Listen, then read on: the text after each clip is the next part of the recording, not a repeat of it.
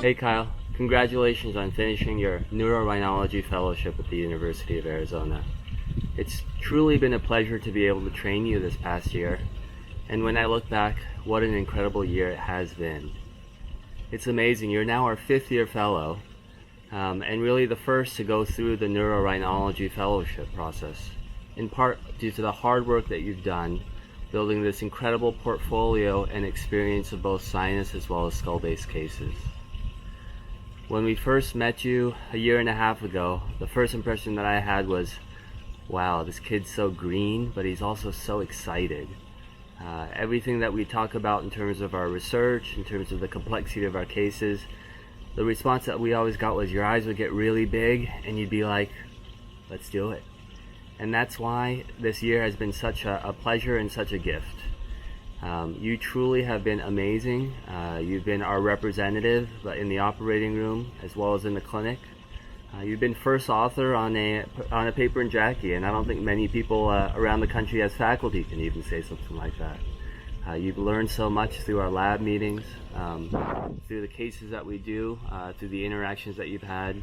And I know that you're going to take that with you in your next position at Cincinnati, where you're going to be the man and be the skull-based surgeon over there. Thank you to your family for letting us borrow you for a year. I know it's been a hard time being far away from home. So thanks to your mom, thanks to your dad, and I hope you have a great time as you are closer to them and as you build a thriving and successful practice over there. Take care. Kyle, congratulations on finishing Rhinology and Skull-Based Surgery Fellowship. You've shown exponential growth over the past year as a clinician and a surgeon, and I'm so proud of you. You came with excellent training, and I hope we were able to take you to the next level with our fellowship. You'll be missed dearly by everyone here, including our patients, clinic, and OR staff, and especially by me. Without you, we would not have been able to deliver the excellent care that our patients expect at the University of Arizona. I wish you the best luck with your future career, and I know you'll succeed. And I hope that we can maintain our professional and personal relationship for the foreseeable future.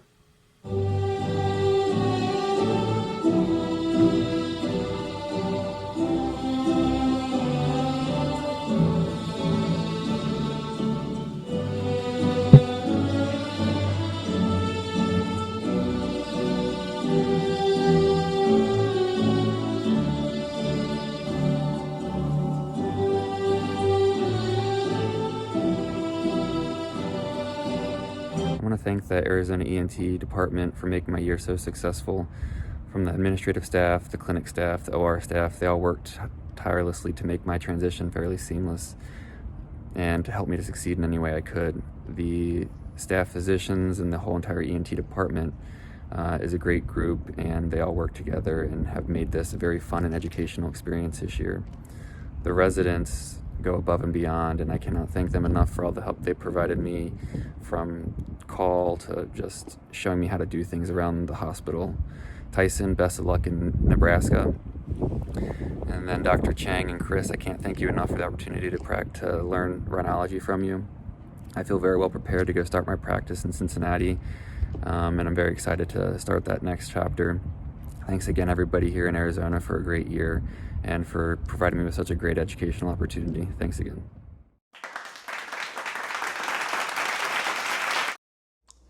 Welcome again to our 2020 University of Arizona Otolaryngology virtual graduation ceremony. This is when I usually give a presentation reviewing the major happenings in our department during the last year. Obviously, we are gathering under very different circumstances this year. But let me at least take a moment to acknowledge and welcome those who are joining our annual end-of-the-year department graduation for the very first time. Dr. Nick Duyer, Fian Shikoya, Mina Karnofsky, welcome to our U of A Department of Otolaryngology family. Let's also take a moment to say goodbye.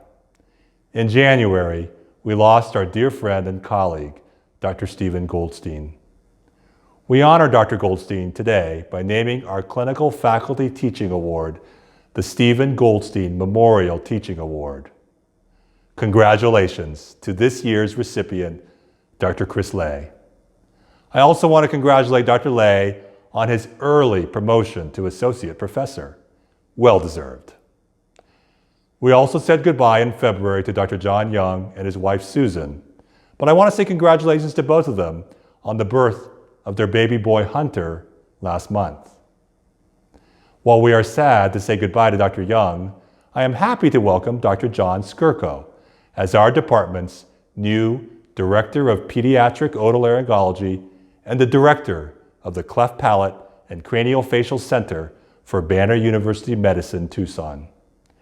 He and his wife Talina who will join the Banner Adult GI Service as a nurse practitioner, and their 2 young sons will be moving to Tucson this summer. I also want to give a warm welcome to Dr. Claire Goodhill, our new PGY1 resident, as well as to Dr. Christopher Eric Bailey, our next sinus fellow. The year 2020 will certainly be remembered for the global coronavirus pandemic. How do you measure this virus's impact? More than 110,000 American lives lost so far, already more deaths than the number of Americans killed in all of our country's wars of the last 60 years combined. At least 20 million Americans lost jobs, more than at any point since the Great Depression.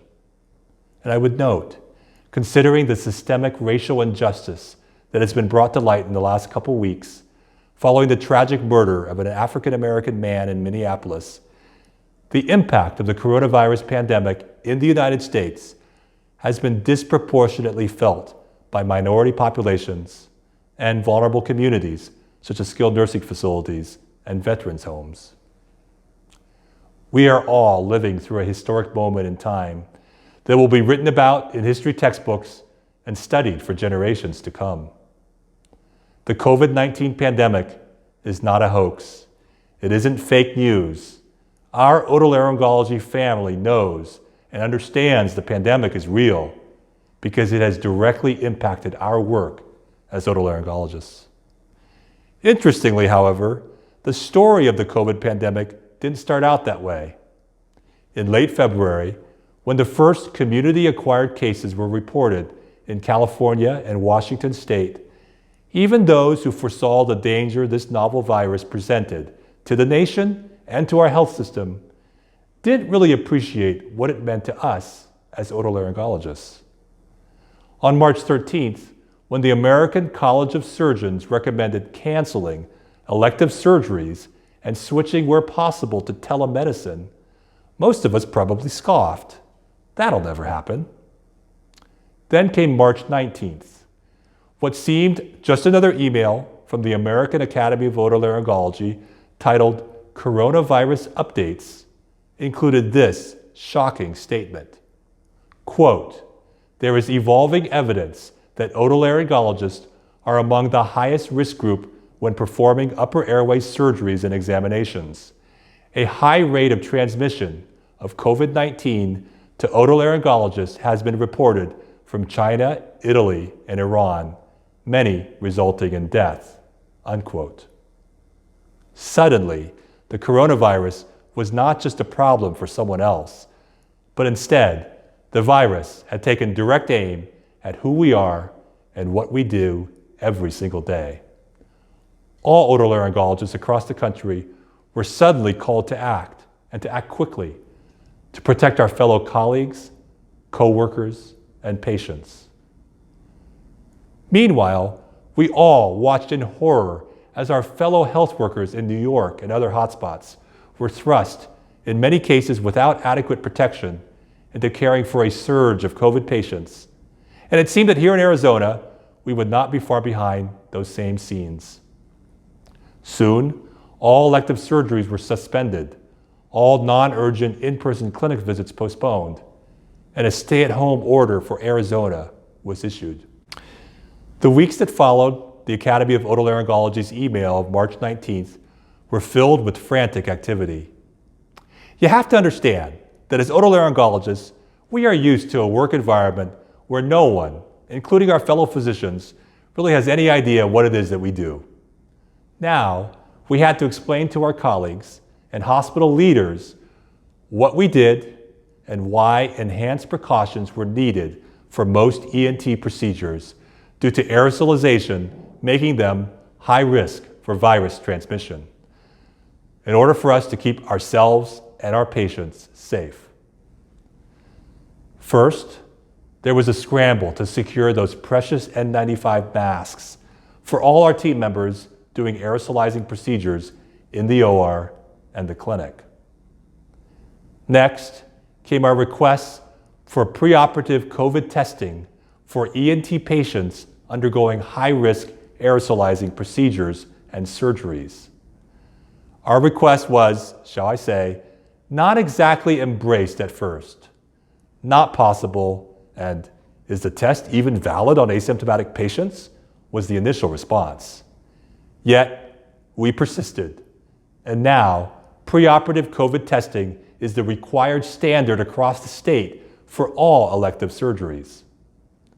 Then, our team was asked to help develop a banner-wide tracheostomy protocol for COVID-related ventilator-dependent patients. Tracheotomies are likely amongst the highest of the high-risk aerosolizing procedures, and doing this on a COVID-positive patient? At the time, many surgeons around the country, including our own academy, were saying, essentially, don't do it, or only as a last resort. But nonetheless, our ENT surgeons stepped up and said, we'll do it. And as time and thinking have evolved, it is increasingly clear that this is the right approach to do tracheotomies for a select group of COVID-ventilated patients, and we have undoubtedly saved lives. Since the resumption of elective surgeries in May, we have again taken the lead to safely welcome patients back to our ENT clinics and to resume elective surgeries and clinic procedures.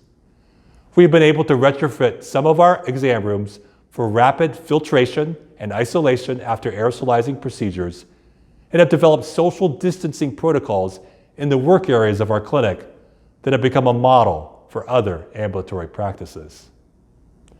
Each of us have become experts on many subjects which we were previously unfamiliar. Defining aerosolizing procedures, the reliability of different COVID testing, the different types of respirators, from N95 masks to PAPRs to CAPRs, and what exactly do HEPA filters do? How to convert an exam room to negative pressure isolation. The list of what we as a team, in partnership with hospital leaders, locally and system-wide, have accomplished is impressive, and all the more amazing considering it has been done in just a few short months. I am proud of everyone on our team, so many of you who have taken the initiative and led the way. As for the coronavirus pandemic, I wish I could say that the worst was behind us, but sadly, that is not true. Today in Arizona, we face a new surge of coronavirus patients. There are 4 times the number of patients on ventilators in Banner hospitals in Arizona this week as there were a month ago. So Dr. Baker, expect those COVID trach consults to start flooding in. With rising community case counts, the coronavirus risk for both elective and urgent ENT procedures are higher than they have ever been, only highlighting the necessity for all the protocols for pre-procedure testing and enhanced precautions that our team established. As we face a new surge of COVID patients in our hospital, we must also continue to take care of all of our ENT patients, because this pandemic is not a sprint, it's a marathon. And today, we face a dangerous new foe, complacency. We encounter a public, and I'm sad to say in some cases fellow physicians, who perhaps because they are tired of the quarantine, or for who knows what other reasons, seem to have lost the sense of urgency of the COVID threat. Some are no longer following the proven, evidence-based guidelines of our public health experts.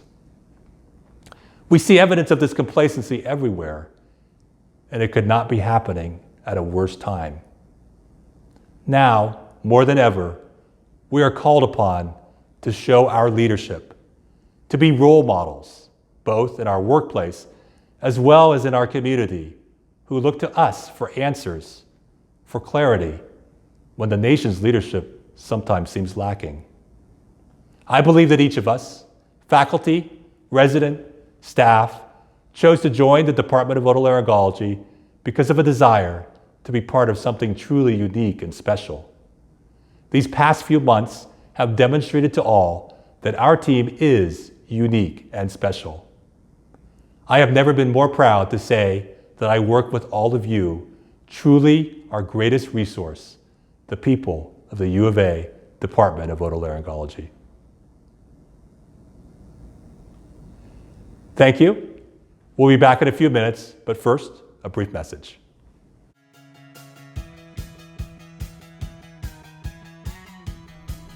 Hi, I'm Dr. Eugene Chang, and I'd like to share with you some of the changes that we've made in our clinic to provide the safest and most secure experience for you during this COVID-19 pandemic.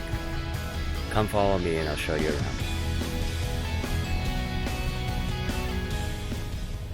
When entering our clinic, you will be asked about any symptoms of COVID-19 and have your temperature taken.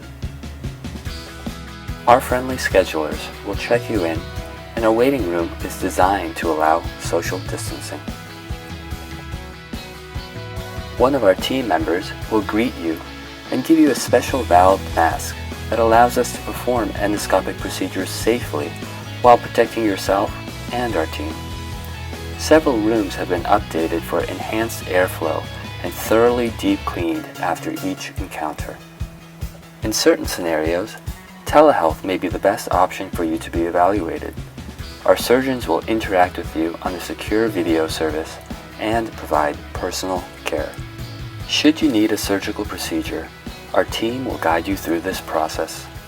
All of our surgical patients will receive COVID-19 nasal swab testing before any surgery and some procedures. Our ENT clinics are currently open for appointments and new referrals. We hope the changes we just described will make your ENT clinic visit and any procedures you may need safer for yourselves, our healthcare providers, and our staff. We thank you for your cooperation as we all work together to create a healthy environment during this COVID-19 pandemic. Please don't hesitate to contact us if you have any questions or concerns. We believe that these precautions will make your clinic visit and surgery safer for everyone involved. To all of our patients and referring providers, be safe, and we look forward to seeing you soon.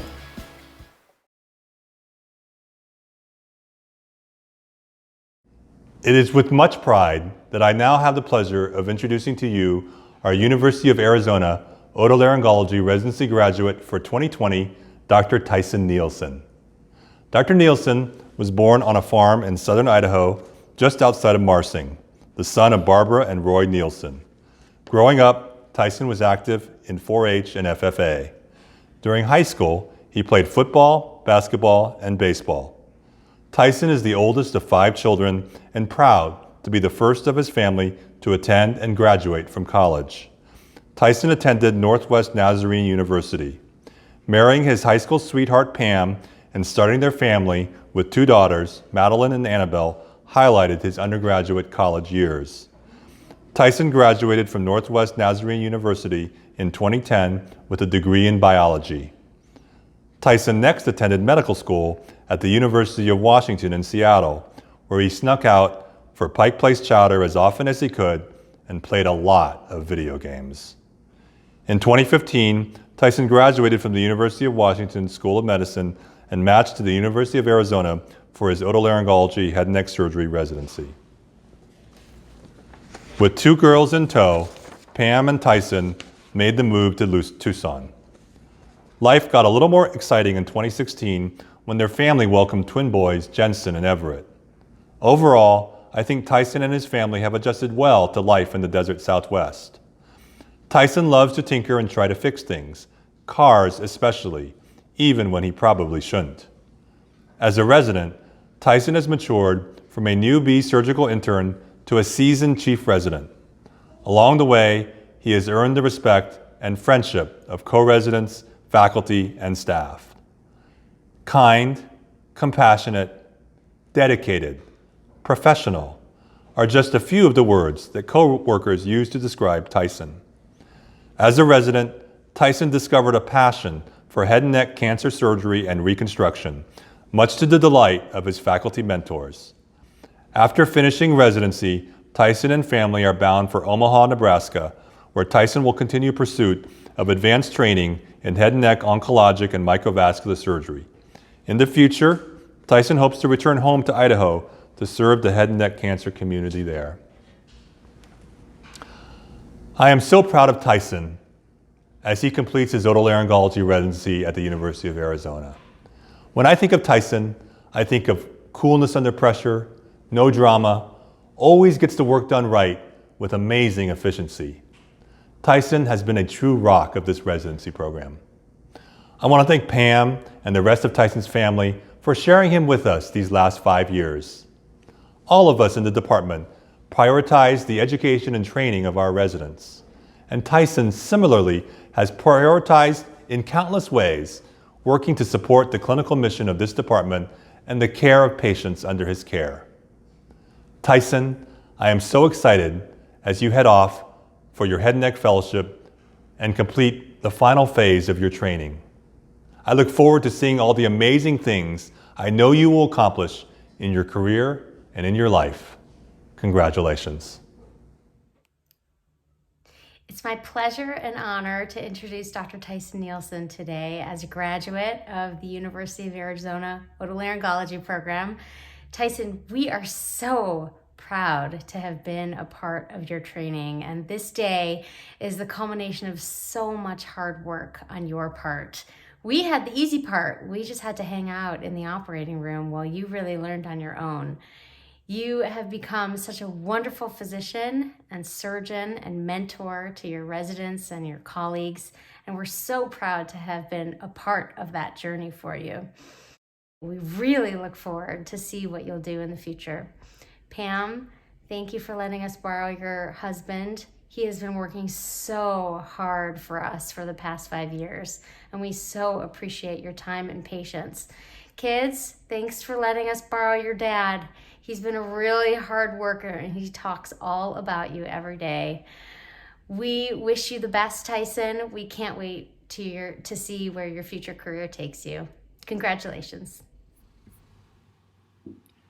Hey Tyson, congratulations on this long-awaited, well-deserved achievement. Making it through undergrad, med school, and now a surgical residency is an amazing feat, and I hope you get to cherish these moments with your family. Being a part of your training in particular means a lot to me because you're one of the first residents of my career that I've had the privilege to help train. When I started here, I was excited to learn that you were interested in head and neck, and since then it's been remarkable to see how you've transformed. You have become a confident, technically outstanding surgeon, and I've told you this a bunch of times, but you are well ahead of your peers. I've enjoyed doing flaps with you, and I'll surely miss your voice of optimism trying to convince me the flap will work, even when I'm being overly pessimistic. And for those of you who don't know what kind of physician Tyson is, he is calm and collected, even in the most difficult situations. He has a great bedside manner. When patients come back to see me in clinic, they always want to know how the redheaded resident was doing because they just all loved him. He's a phenomenal surgeon for his level, and we've pretty much trusted him to be by himself for the past 2 years now. He's been an outstanding role model for his junior residents, and I know they will all miss you. You're one of the founding residents of this program and have endured so many growing pains that have come along with it, and this program will forever be indebted to your service. The most impressive part about Tyson is the fact that you did all of this while raising 4 kids. You likely spent more time in the hospital than you did with your own family, and I know that must have been an incredibly hard thing to do. You and Pam are quite the inspiring duo to have come this far. So again, I want to congratulate you and your whole family on this amazing achievement.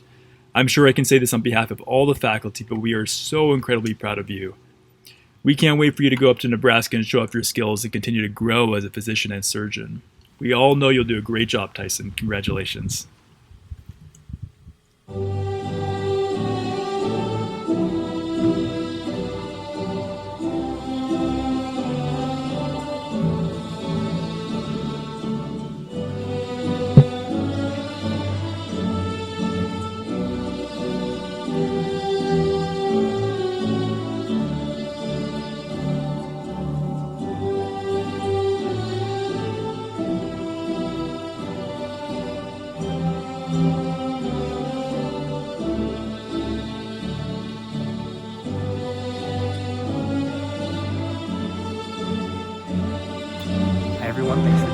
virtual graduation.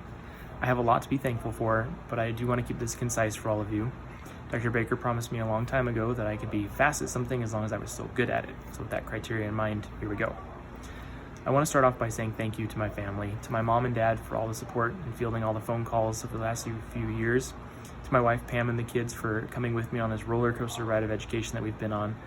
All the moves and all the late nights and all the stressful situations, they're there and they're consistent and they're keep me grounded. And so I could not have done this without them. And I love them all very much, and thank you. It amazes me that we've been here in Tucson for 5 years. It amazes me that 5 years ago I was applying for a very competitive ENT residency position here at the University of Arizona. I was one of 60 applicants lucky enough to get an interview that year. And I'm very sorry that you all had to take the 60th ranked applicant from that pool, but I feel very privileged to have been selected and to obtain this spot. I think I landed right where I was supposed to. I think this program's been perfect for me. I've been very proud and very privileged to grow in this program and to help shape this program to what it's become today. I want to thank all my co-residents for being supportful all these years. It's been very fun to be the chief this year to the Department of Otolaryngology, as we like to call ourselves. I've loved hanging out with you guys, all the experiences we've shared and the moments we've shared, those late nights, those stressful situations, the funny text conversations and the venting about everything that's going on in our lives. Those are the things that are going to keep us together, and I know we're going to be friends for a long time. You guys are all great guys. You're going to go on to do great things, and I'm very proud to say that I got to help shape you, even if it's just a little bit. I'm very proud to watch and see what all you accomplish as you move forward. I want to say thank you to the support staff, to everyone in the ORs and the clinics, and to our PAs and NPs and those that have been along for the ride and to help guide me and to help make my life easier little by little along the way. And I want to say thank you to all the attendings who have helped shape me into who I am. I really can't put into words how thankful and how grateful I am for everything that you've done for me. I realize it especially now as a senior resident, trying to teach a little bit to the younger residents how hard it is to really teach someone surgery. It's one thing to learn how to do a surgery and to do that surgery yourself and you get really good at it, but to be able to turn over the reins and to put the knife into someone else's hands, to put the knife into my hands like you did, and to give me that opportunity is really a special gift that you all have, and I'm very, very thankful to have experienced it from you. You all come from different walks of life, from different programs and practices, and you all brought a little piece of yourself into this program to make the University of Arizona way. I'm very proud to take a little bit of each of you and to take the mentorship little by little from each of you and to move forward with the University of Arizona mentality that I'll take into the world. I thank you, and I know my patients in the future will thank you for the things that I hopefully will be able to accomplish and the lives that I'll hopefully be able to change because of the gifts you've given me in my time here. From the bottom of my heart, I'm very, very thankful, very, very thankful. I'm not very philosophical, but I do believe that you should always try to make something better than you found it. I hope that in my time here I've been able to be a part of something bigger and to shape this program into something that was better than what I found 5 years ago. I know truly, deeply, from the bottom of my heart, that you all have been able to shape me and turn me into something better today than I was when I started here 5 years ago, and I thank you for that.